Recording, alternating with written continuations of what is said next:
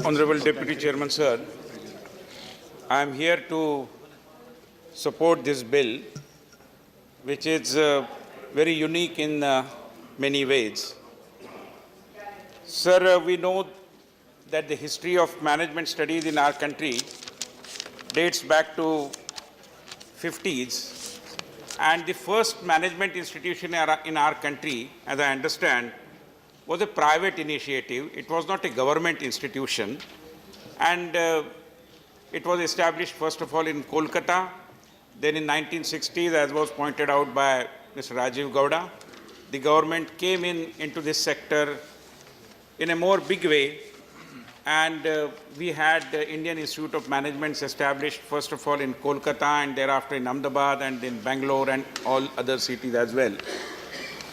But sir, the importance of this bill is basically because it adheres to what we have been saying, our Prime Minister has been saying, which is minimum government and maximum governance. And therefore, the bill basically aims at giving requisite functional autonomy to the Indian Institute of Management and other management institutions as well.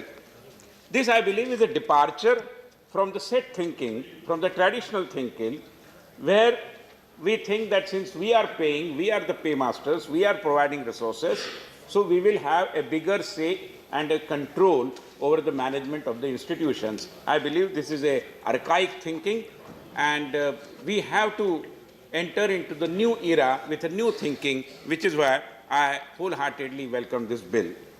Sir, I am not going to give a long speech because it doesn't require, basically because the House would be almost unanimous in supporting this bill. I agree, sir, I agree. But these are the occasions where we get some chance to deliberate upon, so I am sure you will be tolerant enough to listen to me, sir. I know, sir. Sir, I just wanted to make 2-3 points. Basically, in our country, while we have maybe hundreds of institutions in the form of colleges, universities, and even management institutions and other organizations, including, say, there are big hospitals, there are big museums. But unfortunately, in our country, the science of institution building, and some people may describe it as an art of institution building as well, whatever, is not being looked after very scientifically. We don't have very respectable institutions, which are respected world over. There are few institutions. Because creating an institution, building the structure of the institution in bricks and mortars is comparatively easy. But to inculcate a very vibrant institutional life in an institution is very difficult. And I believe autonomy plays a key role in the art of institution building. Because autonomy is in a way the life source of the institutional characteristic of any such academy. And therefore, I believe this kind of a bill, which is going to give further and greater autonomy to all these institutions, is going to inculcate new life. Their institutional life is going to be further, more vibrant than what it is today.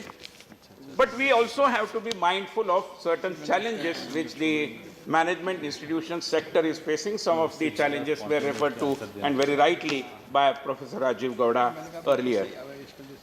Sir, many a times, these institutions are coming out with candidates who lack the leadership abilities. We find very polished management graduates speaking in fluent English and very good at information technology, and every now and then they can come out with a beautiful PowerPoint presentation, which many a times we find that it doesn't have a power, doesn't have a point as well. Even then, the kind of leadership element that we expect from them, where they have a ability to take decisions, where they have a ability to comprehend the things, where they have an ability to see for the future, an ability to think big, many a times it has been found that they are lacking on these faculties. And therefore, cultivating leaders is also a significant item on the agenda of the management institutions, I believe, and towards that, I believe much is required to be done. Another aspect is the inculcation of values like, say, for example, integrity. See, it is the management graduates who are manning several corporate organizations these days. And there are many corporate organizations, whether in public sector or in private sector, which are not totally free of financial wrongdoings. And if the element of integrity is missing, if we are not in a position to inculcate that element of integrity, I believe it is high time we revisit the syllabus of the management institutions and then try and explore the ways how do we more effectively inculcate these things. Sir, there are other 2-3 issues also which I would like to flag. For example, innovation, creativity. I mean, these are the days of thinking out of the box. But many a times we believe that the kind of products that are coming out of Indian Institute of Management and other management institutions as well are thinking alike, looking alike, talking alike. I mean, the element of innovation at times we find is missing. Something requires to be done to further promote this faculty of innovation as well, sir. Again, insofar as the problems that are being faced by management institutions are concerned, there is a proliferation of business schools as what they are being termed these days. I mean, last 10, 20 years have seen many more management institutions coming up.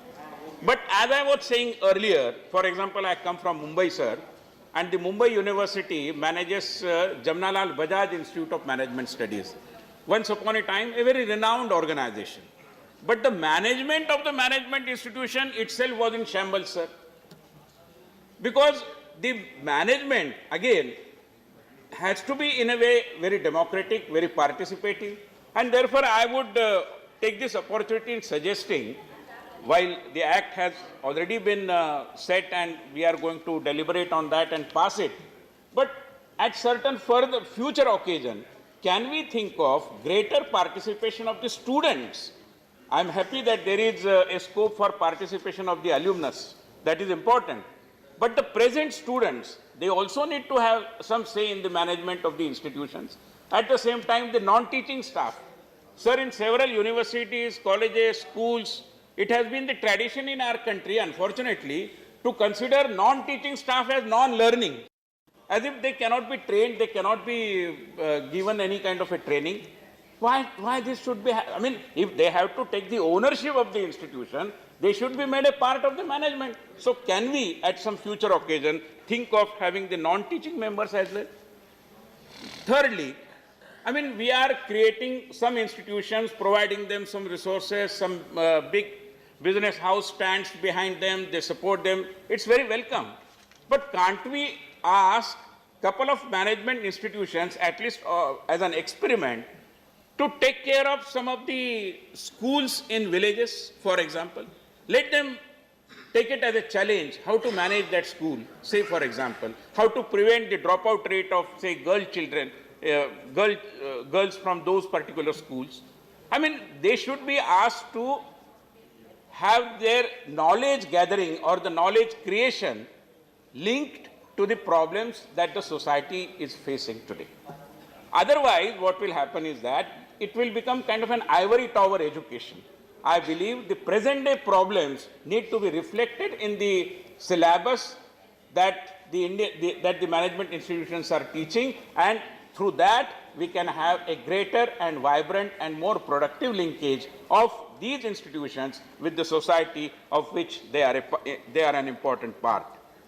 Another 2 things, sir. We are finding that the quality of education is also deteriorating. I mean, many research reports are there, many studies have already been undertaken by various organizations, and they have repeatedly pointed out that the quality of education is deteriorating. Something or the other will have to be done for that. And one of the reasons for that is the faculty crunch. Why management institutions are not being able to attract good talent? Because most of the very qualified, highly qualified management graduates are eventually landing in some corporate houses. They don't look at teaching as an attractive, lucrative profession. Few exceptions are there, I understand. But I believe we require many more quality teachers to strengthen the faculty, to strengthen the bench strength of the academic staff of the management institutions. Towards that also, I think we will have to pay some attention. Some of my suggestions, and with that I will come to the end of my speech, sir.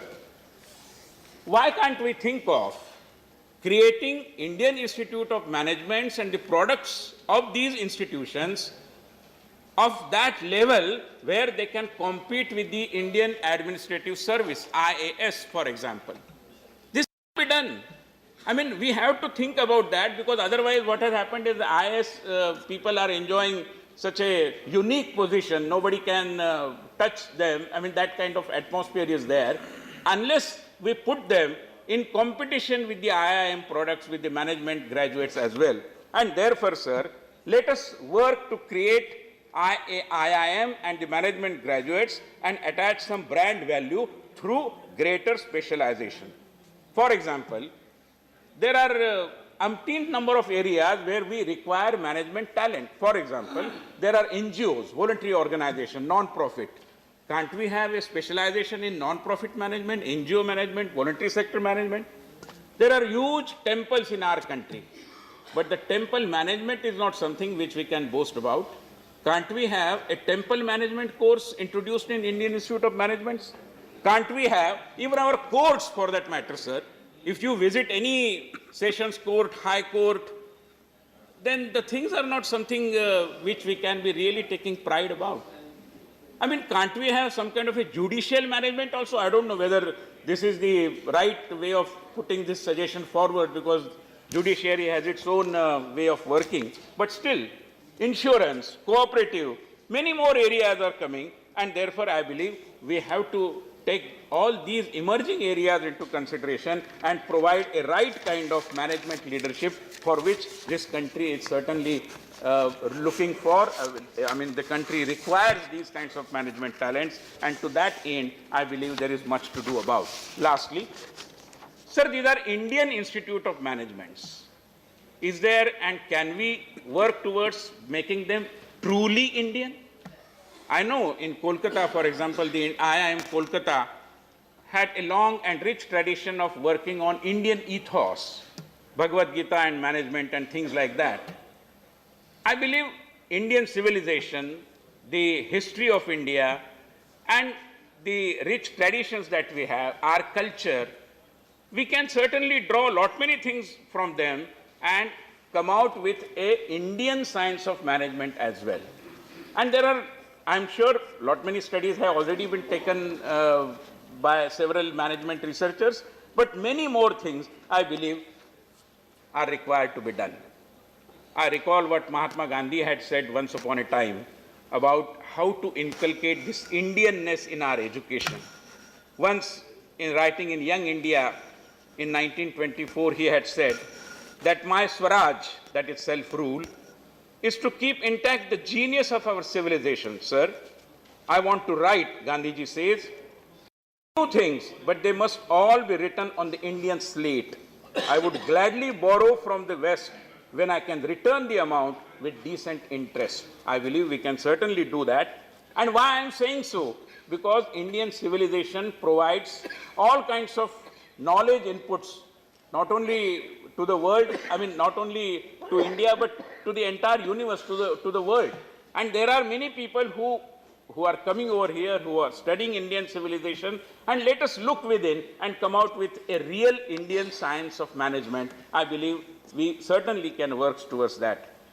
I recall what Mark Tully had once said about the Indian civilization and the Indian genius, and with his quote, I will put a full stop to my own speech. Tully had said that the characteristic genius of the Indian mind is not to shake the beliefs of the common man, but to lead them by stages to the understanding of the deeper philosophical meaning behind their beliefs. But the Western world, and this is important, sir, but the Western world and the Indian elite who emulate it ignore the genius of the Indian mind. I hope the Indian Institute of Management do not produce these kinds of genius who ignore the rustic wisdom, the Indian mind, because they want to write a full stop in a land where there are no full stops. Thank you, sir. Thank you.